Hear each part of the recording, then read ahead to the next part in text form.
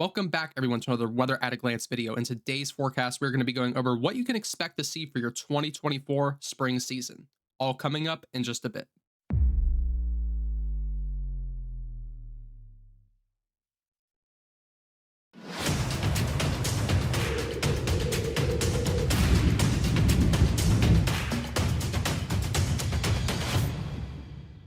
All right, on our first slide, we're taking a look at that temperature anomaly forecast map. Now, what this map is going to show you is what you can expect to see temperature wise. So, whether you're going to see above average conditions or below or average. So, of course, anywhere in the non color regions is going to be average. Now, on this map for our specific spring forecast, as of right now, we have no areas of below average temperatures. As you can see, we're all in above or average. And that's going to kind of be the switch up right now. Now, I do know we are headed into La Nina. We have mentioned this before in our previous forecasts, and that's kind of been the talk. El Nino is fading out now. It's kind of becoming less of a big deal, and we are starting to see those trade winds start to bring up that upwelling a little bit more, and we are seeing those cooling waters kind of lower the El Nino risk per se, and we're heading back into that La Nina territory. So that is kind of a concern for people who do see the above average area here, but don't be misled. We still are looking to have those warmer temperatures continue into our spring season, even with the transition back into La Nina. Now, in our first region, we're looking at that slightly above. This goes anywhere from Virginia, so kind of in the mid Atlantic, all the way down through much of the south central United States and into portions of the western United States. So, this is a large chunk of the United States that's at least in this slightly above average region here. And basically, in the slightly above or the slightly below, you're not expecting much change. Again, that's why we say slightly, because you're going to notice a little bit of a change analytically, so number wise, but you're not really going to go outside and feel a consistent change in your temperature. So it's not really going to be excessively warm in this area, but you will likely notice a bit of a peak in the temperature throughout your spring season. Now, moving on to the next region, this is our above average region. This is where you will start to notice those changes, kind of warmer temperatures and warmer weather overall. So you may have already noticed this as we've been heading the latter part of the winter, maybe even throughout much of the winter. You've noticed those warmer conditions overall. It's been a little bit of a warmer winter, less snow. We're likely going to see that continue into the spring season. Warmer conditions, again, nothing too crazy, nothing too very hot, but we are expecting those warmer conditions to kind of keep swelling over the northern United States here into the spring. Now, moving on to our final region, this is the well above average region, and this starts just north of Chicago, and it includes pretty much all of the western Great Lakes and much of the Midwest here. You can see Wisconsin, Minnesota, and North Dakota as well. All of those areas are included in this well above average area. This is where you're going to notice that heat likely. You likely already have seen big warm ups and a lot of warmer conditions overall than what you have been typically seeing in the past years. And this is likely going to continue into the spring season, maybe about 2 to 3 to even 4 degrees above average consistently. That's kind of what we are expecting into your spring season as of now. All right, now on the precipitation side of things, we are looking at our precipitation anomaly forecast map. And like the temperature anomaly forecast map, this is going to tell you what you can expect precipitation wise. So we're going to go ahead and start off with these slightly below average regions here. First off, starting up here in the north central United States and much of the Midwest as well is included in this slightly below average region. So we are noticing that that jet stream is kicking a bit further south, especially with that El Nino. And even though La Nina is starting to kick back up and that will raise the jet stream a little bit to more of that northern pattern, we are still expecting slightly below average conditions to continue into the spring season. So again, with the slightly regions, we aren't expecting too much of a change. You're not going to be going through an excessive drought in this area. It's not going to be a bad spring to start planting crops, and you're not really going to be affected in the fall for your yield, but you will likely notice a decrease in precipitation. So maybe a bit more of a drier spring than what you would typically see.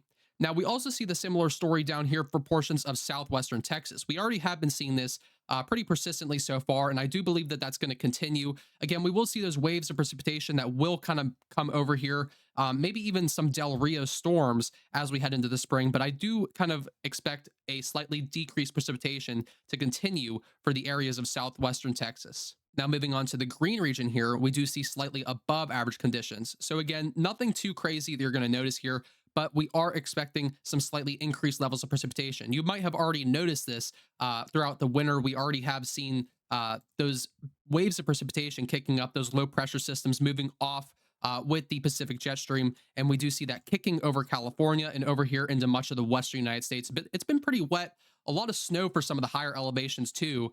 So definitely going to continue into the spring. We are going to see that higher level of precipitation. But for the slightly above average area, again, nothing too outrageous for precipitation, but you likely will notice a bit of a wetter spring than what you would typically see. All right, and in our final regions, we are looking at the above average region. And this is for one over here. That includes California, areas of Las Vegas, Nevada, and up here in Salt Lake City, Utah. We do see above average conditions.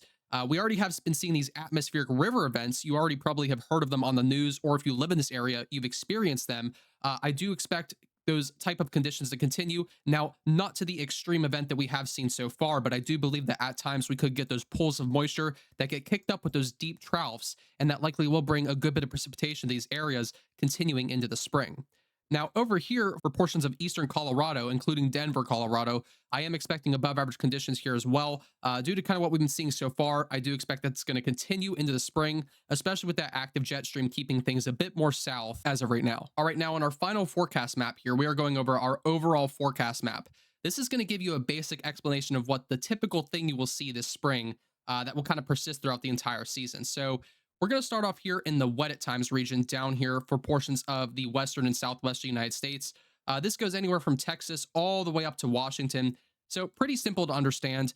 Wet at time conditions. So you're not going to see tons of precipitation, but at times you could get those spurts of precipitations. Some of those larger storms as well that bring a good bit of precipitation with them. But it's not going to be raining every single day. You're not going to get a lot of that convective stuff that starts popping up, such as springtime convection and all that.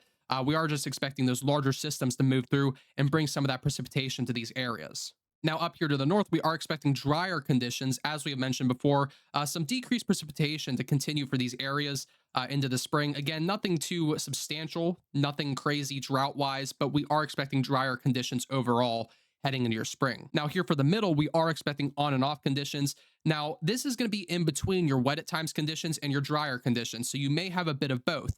You may, depending on where you live in this region, you may have drier conditions more often than not, or you may have more wet conditions at times.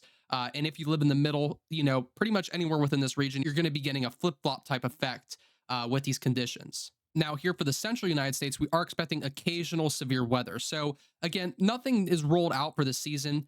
You are still expecting that severe weather as of right now, especially when we get those troughs kind of more westward and we kick up that moisture, that warm air advection from the Gulf of Mexico. We could see a bit of severe weather activity in the Great Plains. I do expect more of that to be to the east, though, this year, just by the basic jet stream setup and how we've been seeing dynamic setup so far. But I do believe that our severe weather could still be active over here in the Great Plains as well. Now, continuing with severe weather talk, we are having our severe weather region here. Now, if you live within this region, this isn't to make you scared. This isn't to say you're going to have 24/7 severe weather, tornadoes, hail. That's not what this is saying. This is where I'm pinpointing where I expect the most active severe weather pattern to be. So out of everywhere in the United States that will experience severe weather this spring, I do believe that this region will likely receive the most out of all of it. Kind of the majority of it will occur within this region. Now, over here to the east, we have a stormy pattern. And this kind of continues with the jet stream setup. So again, everything from the west that gets pushed eastward is likely going to head into the eastern United States, bringing those stormy conditions. And we also have a lot of that warm air advection from not only the Gulf of Mexico being collected with those troughs, but we also have the Atlantic, which is going to provide a lot of moisture as well. Again, pretty typical for spring season. This area usually does receive a good bit of precipitation and storminess, but that's pretty much what we're expecting for this season. Now, on our final region here, we are looking at the north central United States and much of the Midwest. We are expecting warmer conditions. So again, like we saw with the temperature anomaly, you are expecting those warmer conditions overall. Definitely a warmer spring for you guys, and I do expect that to continue even with the projection of the La Nina heading into the spring. All right, I want to thank you all so much for watching today's video. I want to thank our channel members, Chris, Betty. Thank you so much for supporting the channel. I would ask you to consider subscribing for more forecasts free of charge. And I would ask you to consider following the Weather at a Glance official Facebook page for more inside information and complimentary personal forecasts when you message me on my Facebook page. Again, I want to thank you all so much for watching, and I will see you in the next video.